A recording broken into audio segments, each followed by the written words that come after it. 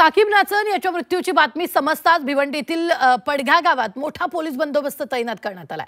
साकीब नाचन भिवंडीतील पडघा गावात राहत होता।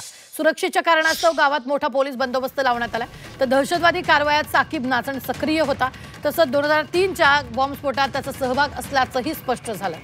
त्याला दिल्लीतील तुरुंगात ठेवण्यात आलं होतं। तुरुंगात असताना त्याची तब्येत बिघडली आणि उपचार सुरू असताना त्याचा मृत्यू झालाय।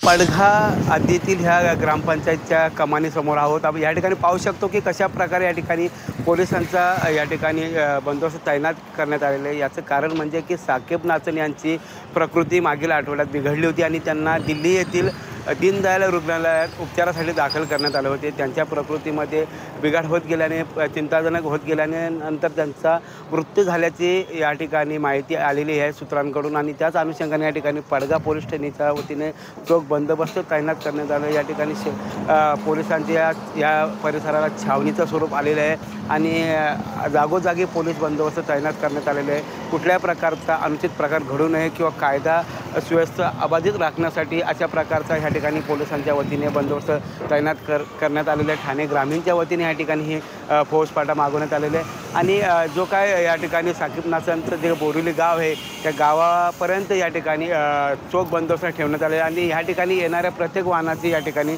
चौकशी केली जात असल्याचंही चित्र या ठिकाणी पाहावयास मिळत आहे। अशा प्रकारचा हा फौजफाटा या ठिकाणी तैनात करण्यात आला असून कोणत्याही प्रकारचा अनुचित प्रकार घडू नये म्हणून ही खबरदारीचा उपाय म्हणून ही फौज तैनात करण्यात आल्याची माहिती पोलीस सूत्रांकडून मिळत आहे। उमेश जाधव, झी मीडिया, भिवंडी, पडघा।